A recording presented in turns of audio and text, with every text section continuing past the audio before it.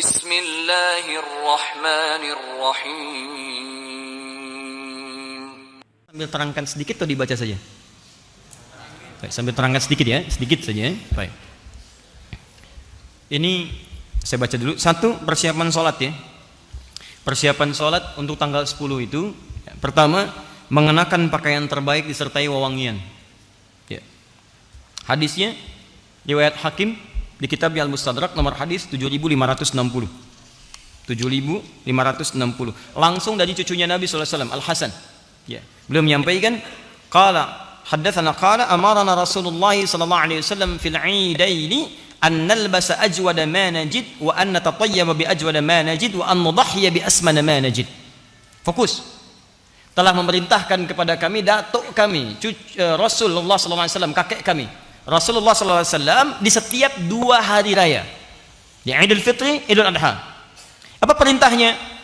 Ada yang umum, ada yang khusus untuk Idul Adha saja. Di antara yang umum, annal basa ajwada ma najid, untuk mengenakan pakaian terbaik yang kami bisa dapati. Yuk buka. Kalau mau siapkan dari sekarang, itu sunnah. Ingat sunnah. Dan sunnah untuk Idul Adha, ingat 10 hari pertama pahalanya senilai jihad fi sabilillah. Antum pakai pakaian bagus Idul Fitri ada pahala, tapi ketika Idul Adha masuk kategori hadis tadi. Bukan cuma dapat pahala biasa, bisa senilai jihad tuh. Cari pakaian terbaik. Kalau bisa ikhtiar dari hari ini. Bismillah. Ya, tidak harus mahal, yang paling halal. Yang paling halal. Cari yang terbaik, yang paling halal. Bismillah, dapati itu. Kenakan. Wa an natatayyaba bi ajwada ma najid, kenakan wewangian parfum untuk laki-laki. Sunnah. Kalau ingin bertambah lebih, saat mau sholat bawa lagi parfumnya. Di Timur Tengah itu biasa. Ya, sampaikan. Dan niat ikhlas dibagi. Ya, sampaikan, pakai, tebarkan lagi, pakai. Setahun sekali pahalanya tinggi. Kemudian, nah ini dia, wa an nudhhiya bi asmana ma najid. Dan Rasulullah SAW memerintahkan pada kami untuk menyembelih berkorban dengan yang terbaik yang mampu kami dapatkan. Caranya begini caranya. Ya. Anda punya anggaran berapa? Misal, saya punya anggaran 3 juta. Dari yang 3 juta itu cari yang paling bagus hewan kurbannya. Nanti ada ikhtilaf dari kalangan ulama. Ada yang mengatakan domba, ada yang mengatakan sapi, macam-macam. Yang poin yang paling penting dari yang banyak manfaatnya, ya ada kadang daging manfaatnya. Bagi sementara orang ini nggak makan daging kambing, makannya sapi, ya daging sapi. Maka Anda ikut kepada bagian dari daging sapi. Ada dia makan daging kambing, makan daging sapi misalnya, Anda bisa berkorban, ini lebih bagus yang ini, maka itu yang dimaksimalkan. Dari anggaran yang Anda miliki, berikan yang terbaik di situ. Paham ya? Ya dari sekarang biasanya sudah disampaikan. Ya, di Alexan itu sudah ada flyernya, yang lain sudah ada flyernya. Berapa kira-kira bagian sapi sekian? Ya, bagian kambing sekian. Ya. Untuk makan kambing apa sapi? Hah? Makan kambing apa sapi? Sapi, masya Allah, luar biasa. Kita makan daging sapi, dia makan sapi. Ya? Makanya saya katakan luar biasa. Buat ya. Haram hukumnya. Ya. Beli dulu, masak dulu, lalu dimakan. Ya. Kalau sudah disembelih apa hukumnya? Belum tentu. Sembelih dengan membaca Bismillah ya Allahu Akbar. Ya. Baru kemudian jadi belum tentu. Kalau yang disembelih kambing orang. Ya. Sudah. 2. Sunnah kedua, hadis riwayat Ahmad. Nomor hadis 22.984 di Musnad Ahmad. Sunnah yang kedua, tidak makan terlebih dahulu. Ingat, setelah sholat subuh, kalau Idul Fitri itu sunnahnya makan dulu. Untuk menunjukkan bahwa subuh ini beda dengan subuh yang kemarin saat masih puasa. Sekarang harus buka, makanya haram hukumnya puasa. Jelas ya? Untuk Idul Adha, sunnahnya jangan dulu makan. Jelas ya? Sunnahnya jangan dulu makan. Kapan makannya dilakukan? Kita baca hadisnya. Karena Rasulullah sallallahu alaihi wasallam la yaghdu yaumal fitr hatta ya'kula wa la ya'kulu yaumal adha hatta yarji'a fa ya'kulu min udhiyati. Adalah kebiasaan Rasulullah sallallahu alaihi wasallam, beliau makan dahulu saat akan menunaikan Idul Fitri. Ba'da subuh makan, berangkat Idul Fitri. Tapi saat Idul Adha beliau tidak makan terlebih dahulu hatta yarji'a. Hatta yarji'a. Lihat sini. Hatta harful ghayah, menunjuk pada tujuan. Ghayatun. Ya, Misal, ana urid adhhab ila Jakarta hatta al-Istiqlal. Saya pengen pergi ke Jakarta sampai ke Istiqlal. Tujuan paling akhirnya Istiqlal. Jadi kalau sudah ada hatta, ini menunjukkan sampai ke tujuan. Ya. Sampai pulang, tujuannya ke pulang dari sholat Id. Jadi kalau sudah selesai sholat, mendengarkan khutbah Idul Adha, Anda pulang. Baru sunnahnya Anda makan. Tapi ingat, yang paling menarik adalah dalam kalimat pulang itu diikutkan fi'il mudhari nih. Ini yang paling indah. Ada ya di depan kata kerja aslinya. Ya rji'a, hatta yarji'a. Ya ini menunjukkan 3 makna, 3 arti. Kalau dalam bahasa Inggris present, continuous, dan future. Ya. Sekarang, kini, terus berlangsung, continuous, terus, atau future yang akan datang. Kalau diartikan konteks ini, sampai pulang, bisa diartikan sampai pulang itu dalam konteks pakai ya ini, sekarang sedang pulang. Maksudnya belum sampai rumah nih. Ya, di perjalanan misalnya Anda lapar. Kalau yang penting sudah meninggalkan tempat, di jalan Anda lapar, silakan makan. Kalau Anda sholatnya dekat rumah, komplek Al Ihsan ini, PTM, PJS, kemudian Greenview, sholatnya di lapangan depan sini. Begitu selesai nyampe rumahnya dekat.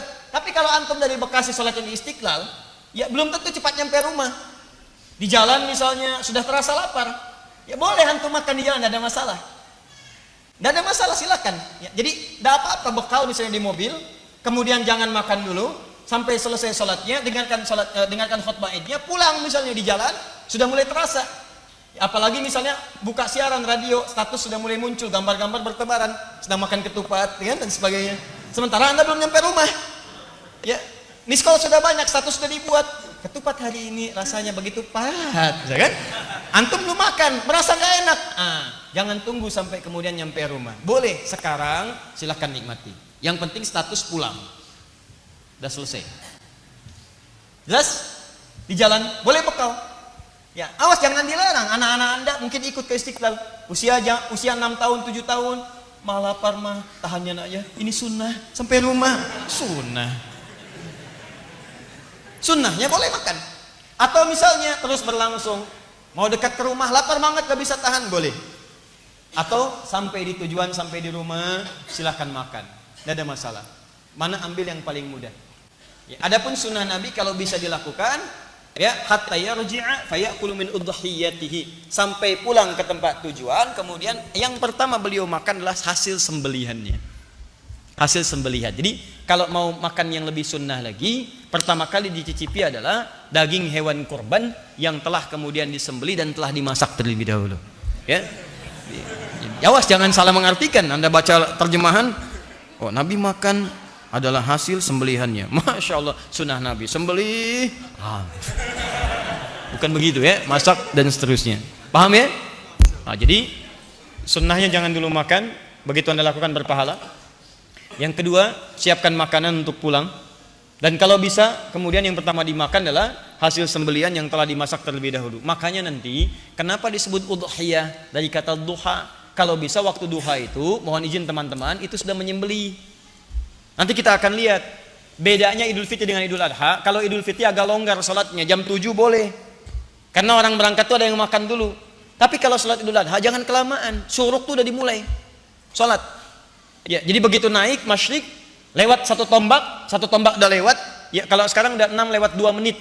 6 lewat 2 menit. Boleh geser dikit 6.15 misalnya. Sunnahnya tuh langsung sholat mulai. Sehingga setengah 7 udah bisa motong. Dari motong ini ada sebagian yang dimasak dan sebagainya, kemudian Anda bisa nikmati. Kenapa disebut udhiyah? Disembeli di waktu duha. Di awal duha itu kalau bisa nyembeli. Jelas ya? Jangan terlampau lama. Anda kerjakan Idul Adha misalnya sholatnya jam 7 itu kelamaan. Nah, itu sunnah. Ya, awas hati-hati, kelihatan sederhana tapi penting. Kemudian minas sunnati an takhruja ila al-'idi masyiya, termasuk sunnah berangkat ke tempat Id dengan berjalan. Berjalan. An Ibnu Umar annahu kana yakhruju fil 'idaini min al-masjid fayukabbiru hatta ya'ti al-musalla. Berjalan sambil takbir. Sunnah. Bil takbiran. Bahkan masuk nanti hari Ahad, ya tanggal 1 sampai ke tanggal 10 itu boleh bertakbir. Kalau Idul Fitri itu nanti di akhir-akhir dia Ramadan. Begitu sudah selesai akhir Ramadan, maghrib datang, kemudian muncul awal Syawal, Anda bertakbir. Tapi kalau Idul Adha, Anda bisa mulai dari tanggal 1 Dzulhijjah. Allahu Akbar, Allah, untuk diri pribadi boleh. Ya, tapi kalau Anda ingin berjamaah macam-macam, ingin lebih keras lagi, silahkan. Kapan waktunya? Saat Anda mulai berangkat itu di awal-awal Idul Adha, setelah sholat subuh, boleh, silahkan. Ke tempat sholat, boleh. Itu sunnah. Teman-teman sekalian, saya tegaskan ya sekali lagi. Beribadah di negeri kita, alhamdulillah, itu dilindungi oleh undang-undang. Jadi kalau kita bertakbir, itu undang-undang menjamin. Pasal 29 ayat 2. Negara menjamin kemerdekaan tiap-tiap penduduk untuk memeluk agamanya masing-masing dan beribadah menurut agama dan kepercayaannya itu. Dijamin oleh negara. Di takbir bagi kita itu ibadah. Idul Adha itu ibadah. Takbir dalam Idul Adha itu paketnya ibadah. Jadi kalau malam-malam pengen takbir, dijamin undang-undang. Kalau ngelarang takbir, dia melanggar undang-undang. Boleh, silakan, hidupkan, ramaikan, itu syiar. Itu syiar, perkenalkan kalimat Allah dengan cara-cara yang baik. Allahu Akbar, dan saat berangkat sholat keluar, kalau bisa kompak deh, teman-teman ke satu tempat, kita keluar bareng-bareng. Itu luar biasa syiarnya. Begitu keluar sama-sama, Allahu Akbar, datang ke satu tempat, itu suasana keislamannya akan terasa lain. Saya perhatikan tuh jarang dipraktekkan, keluar biasa aja, bahkan ngobrol. Kamu kurban berapa? Sapi. Kamu unta? Masya Allah. Unta dari mana? Unta yang mirip sapi, namanya si unta. Cuma ngobrol nggak ada karuan. Kenapa nggak takbir jalan? Itu sunnah. Pahalanya besar. Pahalanya bisa senilai dengan jihad. Berangkat bareng. Jalan sambil berjalan. Nah, jalan yang dimaksud ini jika tempat sholatnya dekat dengan kediaman antum. Sholatnya di depan sini di lapangan, tinggalnya di sana, jalan. Tapi kalau antum tinggal di Bekasi pengen sholat ke Istiqlal, jangan maksa. Begitu sholat subuh jalan ke Istiqlal, nyampe sana bubar. Baik. Karena Nabi sallallahu alaihi wasallam idza kharaja ila al-'idain raja'a fi ghairi at-tariq alladhi kharaja fi. Pulang ngambil jalan berbeda. Misalnya jalan ini dari sini, pulangnya lewat jalan yang lain. Apa faedahnya? Pertama, supaya kalimat takbir menyebar. Semua orang mendapatkan bagiannya. Yang kedua, bagian dari silaturahim, begitu lewat melewati rumah berbeda. Ya, bisa bermusafahah, bisa menyebarkan kebaikan dan sebagainya. Bahkan mungkin tetangga Anda non muslim lewat, tebarkan kebahagiaan. Sampaikan, ya. Ajak, ada risalah di dalamnya. Allahu Akbar lewat, salami dia walaupun dengan senyuman, berangkat lagi dan seterusnya. Itu dakwah. Jika memang ada alternatif untuk jalan yang berbeda. Kalau jalannya buntu, jangan maksa. Saya serius. Ini tempat sholat, ini jalan Anda, sini buntu, di tembok begini. Jangan maksa. Begitu selesai mau naik sini, naik tembok. Wah. Apalagi ngapain? Sunnah Nabi. Wah, sunnah Nabi. Dia yang salah, Nabi yang jadi sasaran. Penunaian sholat dilangsungkan di awal waktu, di waktu yang luas dari proses penyembelihan hewan kurban. Jadi tolong dilakukan ya. Dari Jundub inda Ahmad Ibn Hasan al-Banna fi kitab al-Adhahi qala kana an-nabiy sallallahu alaihi wasallam yusalli bina yaum al-fitri wasyamsu ala qaidi ramhin wal adha ala qaidi ramhin. Nabi itu kebiasaannya mengimami kami kalau Idul Fitri 2 tombak. Tadi ada jeda. Kalau Idul Adha matahari 1 tombak. 1 tombak itu ukuran salat syuruk. Sekarang jam 6:02 sudah syuruk. Apa itu syuruk? Matahari melewati masyrik. Apa itu masyrik? Tempat terbit. Di begitu terbit, di posisi terbitnya terlarang ibadah. Begitu lewat dari situ, pergeserannya disebut dengan isyraq. Posisinya disebut dengan syuruk. Kalau sudah syuruk, itu masuk awal duha. Nabi biasa mengimami di awal duha. Sunnah Nabi, Anda kerjakan persis seperti itu, pahala buat Anda. Jelas ya? Jadi kalau bisa teman-teman DKM untuk Idul Adha, berikan selebaran. Sampaikan kita akan sholat di awal waktu, lebih awal. 6:04 sholat. Selesai, khutbah nggak usah terlampau lama. Ya, 6:30, 6:45 selesai. Begitu selesai, sembelih. 7:04 sembelih. Jam 10 selesai, 11 selesai. Tuntas itu. Bahkan hewan pertama sembelih, sudah. Selesai masak dan sebagainya, bisa makan lebih awal. Sunnah Nabi. Ya, kelihatan sederhana, tapi ini penting. Dan ini akan berdampak pada bagian-bagian yang lainnya. Dilangsungkan di tempat luas dan terbuka kecuali ada halangan, lapangan. Ya. Karena yang datang bukan cuma orang sholat. Perempuan-perempuan yang haid boleh datang. Walau dia tidak sholat. Maaf ya, walau dia tidak sholat. Kalau nggak punya jilbab, berikan. Bantu. Saya bacakan hadisnya. An Abi Sa'id Al-Khudri radhiyallahu ta'ala anhu qala kana Rasulullah sallallahu alaihi wasallam yakhruju yawmal fitri wal adha ila al-musalla fa awwalu shay'in yabda'u bihi salat thumma yansarif fa yaqumu muqabila an-nas wan nasu julusun ala sufufihim faya'idhuhum wa yusihim wa ya'muruhum fa in kana yuridu an yaqta'a ba'than qata'ahu aw ya'muru shay'in aw amara bihi thumma yansarif. Pertama, Nabi senantiasa memimpin masyarakat menunaikan salat, itu tidak banyak bertele-tele. Ya, mengumumkan, ayo salat, berangkat ke musalla. Musalla itu tempat lapangan luas.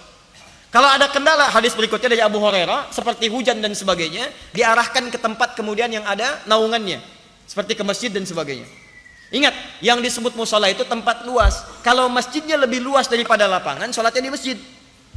Misal Masjid Nabawi, Masjid Nabi, lebih luas dari lapangan di sana, maka salatnya di masjid. Masjid Al-Haram lebih luas dibandingkan dengan lapangan yang ada, salatnya di situ.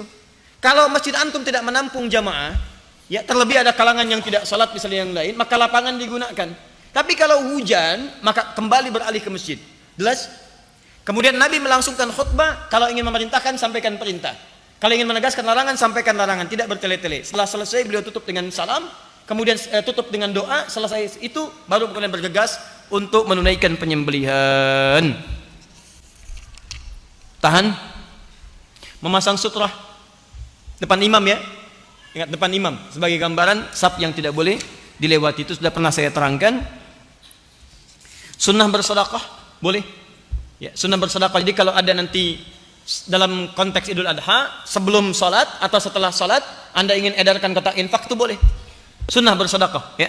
Hadis yang disampaikan dari Ibnu Abbas radhiyallahu taala anhuma.